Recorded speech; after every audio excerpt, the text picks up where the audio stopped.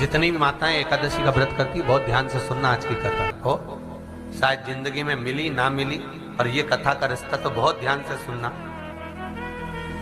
स्कंद पुराण यहां तक कहती है कि इस कथा के चरित्र को जो श्रवण कर लेता है उसको 26 एकादशी करना भी नहीं पड़ती। इस एकादशी की केवल ये कथा सुनकर ही वो तर जाता है। बहुत ध्यान से सुनना इसको, कथा को।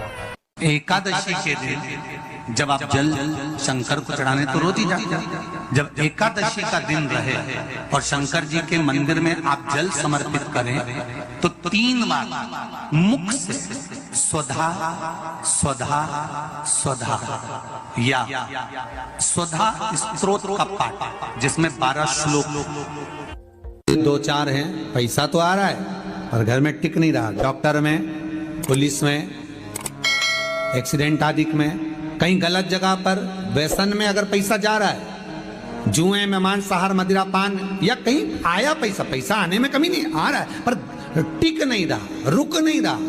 कोई मांगने आ गया, दे दिया, फिर वहां से अपने पास नहीं आ रहा, अपन कह रहे हैं भैया हमारा पैसा लौटा दो, नहीं आ रहा। तो महाराज शिव महापुराण की कथा कहती है एकादशी के दिन गंगा के जल में मात्र 7 बेलपत्री डालकर जो नंदीश्वर भगवान अर्थात जो शंकर जी के शिवलिंग के सामने नंदी होता है, उस नंदी के चरण पर गंगा का जल चढ़ाकर बेलपत्री शिव पर समर्पित कर देता है, उसके घर में रुपया रुकना चालू हो जाता है। फिर वो गलत जगह पर नहीं जाता, गलत स्थान पर वो धन जाएगा ही नहीं।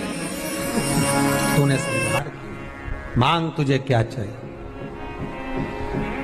एकादशी ने भगवान विष्णु से कहा, नाथ प्रभु वर दे दो, मृत्यु लोक में जो मनुष्य मेरा व्रत करेगा, चाहे जलचर, थलचर, वायुचर या सांसारिक मनुष्य, मेरा अगर एकादशी का व्रत करेगा, प्रभु उसके यहाँ धन धान्य वैभव सुख संपदा बढ़ेगी और उस जीवात्मा को नरक नहीं भोगना पड़ेगा, सीधे बैकुंठ का उसको वास मिलेगा।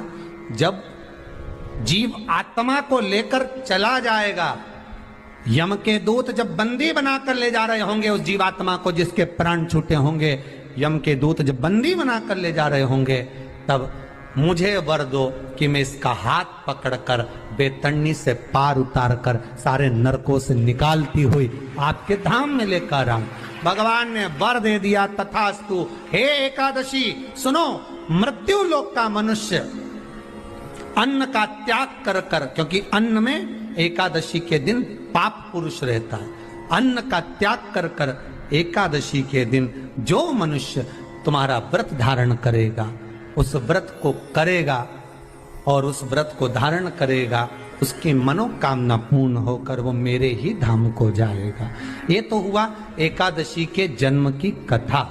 एकादशी और द्वादशी इन 3 तिथियों पर एक रोटी में थोड़ा सा मीठा रखकर सोमक पितृ का नाम लेकर यदि गाय को खिला दिया जाता है, तो अगर कोई पूर्वज प्रेत योनि में भी पड़ा हुआ होता है, भटक रहा होता है, जिसको पिंड नहीं मिला, जो अचानक मर गया होता है, अधोगति में चले गया होता है, उस जीव की मुक्ति दशमी, एकादशी और द्वादशी, ये 3 दिन सोमक पितृ का नाम लेकर रोटी में, पूरी में मीठा रखकर अगर गाय को खिला दिया जाता है, ये 3 दिन तक, तो वो पितृ कभी भटकते नहीं है, उनको मुक्ति प्राप्त हो जाती है, मोक्ष में। और श्रीमद् वल्लभाचार्य जी ने कहा था एकादशी मरने के बाद मत दो, एकादशी जीते जी दो। कहा था कि नहीं कहा था? जीते जी दान करिए। इसलिए जगदीश में, जगन्नाथपुरी में एकादशी उल्टी लटकी हुई है।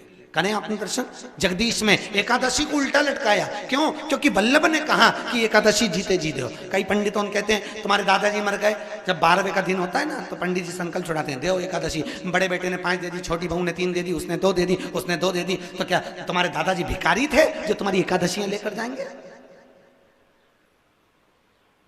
और तुम कौन होते हो दादाजी को एकादशी देने वाले? तुमने कौन सा इतने पुण्य कर लिए जो तुमने एकादशी दे दी? एकादशी के दान की महत्वता श्रीमद् वल्लभाचार्य जी ने कहा कि कोई व्यक्ति अगर खटिया पर सड़ रहा है, पलंग पर तड़प रहा है, हॉस्पिटल में पड़ा हुआ है, तो निवेदन है कि उसको देखने जाओ तो अपनी करी हुई एकादशी में से 2 एकादशी का दान उसको तुरंत दे दो। क्यों? तो जिससे उसको मोक्ष मिल जाए, मरने के बाद नहीं। क्योंकि मरने के बाद तो वो 10वें के दिन, गरुड़ पुराण में लिखा है 10 दिन तक जीवात्मा घर की अटारी पे रहती है। कितने दिन? 10 दिन। 10 दिन के बाद जीवात्मा चली जाती है।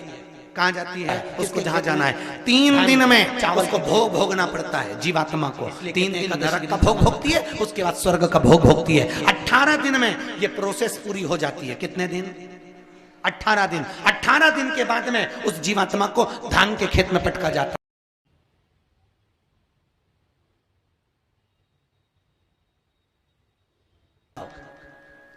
कहते कि नहीं कहते? और क्या कहते हैं? द्वादशी के दिन चावल खाना जरूरी है। एकादशी का पालना करना है तो द्वादशी को चावल का 1 गिलास खाओ, तब द्वादशी को चावल खाओगे तो एकादशी लगेगी। चावल नहीं खाओगे तो एकादशी नहीं लगेगी। द्वादशी को चावल खाना जरूरी है। क्यों कहते हैं? क्योंकि धान के खेत में जीव को छोड़ा जाता है, उस धान के खेत में, चावल के खेत में जीवात्मा रहती है। उसको चिड़िया खाती है तो चिड़िया के रूप में जन्म लेता है, मनुष्य खाता है तो मनुष्य के रूप में जन्म लेता है। इसलिए एकादशी के दिन चावल नहीं खाया जाता, क्योंकि एकादशी के दिन हम चावल खाएंगे तो जीव हत्या का दोष लग जाएगा। फिर कब खाना है? द्वादशी के दिन। द्वादशी के दिन क्यों खाया जाता है? क्योंकि हम एकादशी के व्रत करे रहते हैं और पहला घासा जब चावल का खाते हैं तो अपनी करी हुई एकादशी का पुण्य, जितने जीव हमारे मुंह में जाते हैं उनको उसका पुण्य मिल जाता है और उनका फिर जन्म नहीं होता, वो तर जाते हैं, उनको एकादशी का भाग मिल जाता है। इसलिए कहते हैं एकादशी को चावल मत खाओ, पर द्वादशी का दान दिया, वो मिली उनको। अरे बोलो अच्छे से।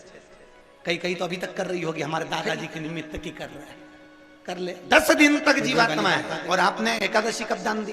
गुलाब के फूल में पानी जारी है।